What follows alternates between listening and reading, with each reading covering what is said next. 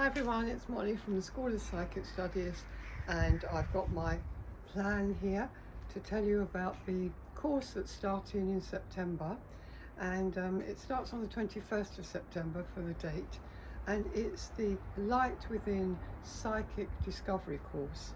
So this is going to be very interesting for you if you want to develop your intuition and you want to have much more knowledge about handling energy and understanding how the spiritual world works.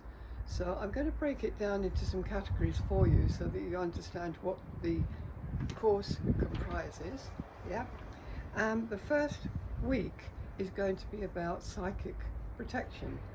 Now, if you do not know how to protect yourself against all the energies that are floating around at the moment, you'll be in trouble, because some of these energies can be coming in and attacking your aura during the time you're asleep. Or it may be that you stand next to somebody, or you're in a crowded train or whatever, and you're picking up on the vibes of the environment, and you don't even know why you suddenly feel low, or you suddenly feel a bit down, or even angry. Any kind of emotion can occur. So you need to learn, if you're going to develop psychically, how to protect yourself properly. It's really, really important. That's number one. That's why it's number one on this course. And it's no good being flippant, saying, oh no, I don't need that. It's part of the purification process that we're all going through, moving from the third dimension to the fifth, and we're probably, most of us, towards the latter end of the fourth initiation, and all this purification is extremely important for your advancement. Yeah. So on the 26th of October we will be energy dowsing using a crystal, and this is going to be very useful because when you douse with a crystal, it doesn't have to stay working on the person who's in the room with you. You can douse somebody across the other side of the world, yeah, helping them, obviously, not doing negative things. You can clear all their chakras. You can link into somebody's energy field and raise their vibrations. Very powerful stuff. Also excellent for answering questions. In November we'll be doing psychometry. I always include psychometry with any form of development of this kind, because it's so eye-opening about how you will realise how much you can pick up just by holding an object. And I ask you to bring along maybe a necklace or a piece of jewellery or something, a watch or whatever, that either belongs to somebody you know or somebody who's actually passed over, but you know, a trinket that you've been left. And you will pick up the vibes, what they were thinking, what happened in their life, and you say, oh Molly, I don't think this is going to be possible, I'm not that good.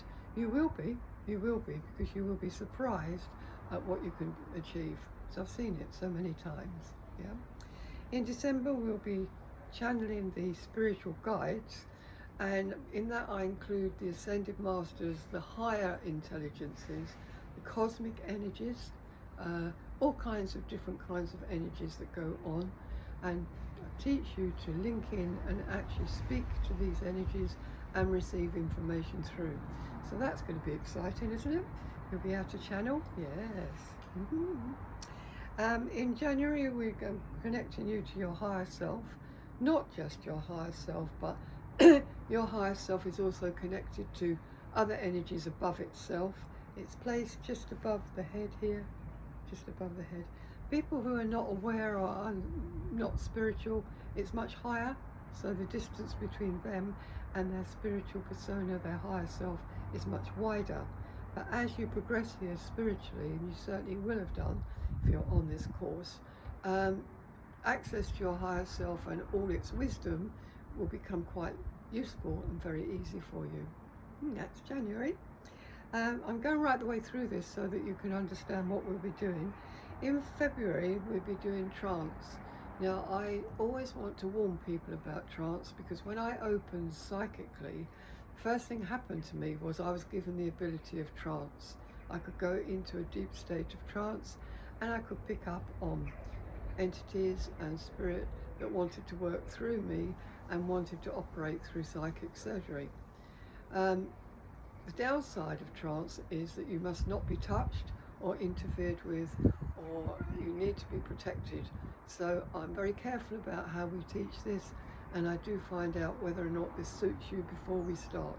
That's trance, and also running alongside trance is telepathy, yeah, because you'll be able to pick up a lot of information.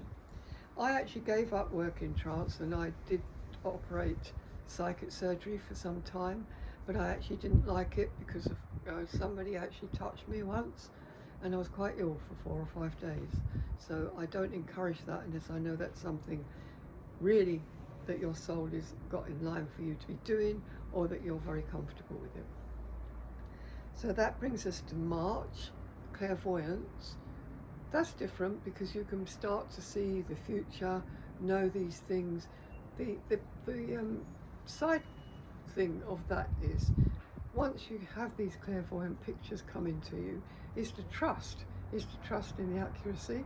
So we will be working a lot on channeling, on you receiving messages and having a look at those messages, seeing first of all if you feel that they're appropriate, and if the person on the receiving end thinks they're appropriate.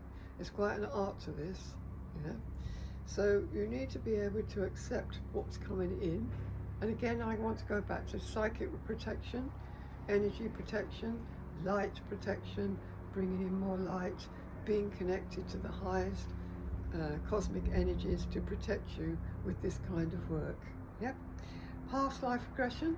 Well, I would think that most of you have accessed your past lives or know information about them, because much of what you're living now is unfinished business from your past lives.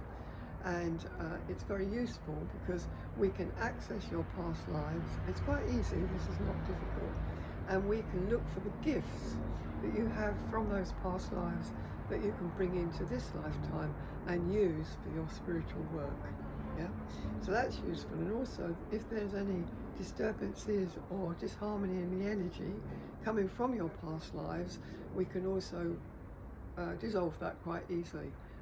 And I have seen that when the past life energy is dissolved, people's lives change enormously overnight. Yeah. So in May we've got psychic meditation. Say, oh Molly, I know how to meditate. Well, I find that most people don't actually. They don't know how to meditate, otherwise they'd all be happier. And when I teach people to meditate, they're actually quite surprised at the changes that can occur. And obviously with this kind of meditation, we're going to be incorporating manifestation, not just the meditations to lift the energies higher, which is what we're doing throughout the entire course. We are going to be manifesting, so that by this time your energy should be a lot higher, a lot lighter, a lot more positive, yeah. And then you'll be able to use that to manifest things that you want to have happen. It's not a myth, it's quite possible.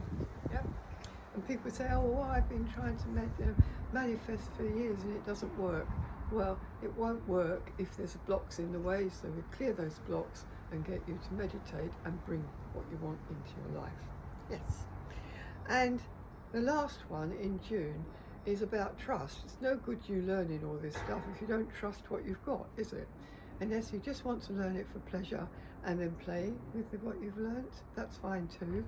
There's no sort of hard and fast rule about what you have to do with what you've learnt on this course. But if you do want to work with it, you need to be more confident. You need to trust that this ability you've been given, be it coming from a past life, being the fact you might have been a clairvoyant or psychic or energy healer in the past. You might even have been a guru, who knows, yes? So that's very important, that you learn to trust the information you're being given. So I've told you a rundown of the entire course. I hope you're interested. It's not entirely for beginners. I would expect you to have had some kind of experience, some kind of spiritual opening, and to be truly committed to your own path of developing your spirituality. Thank you.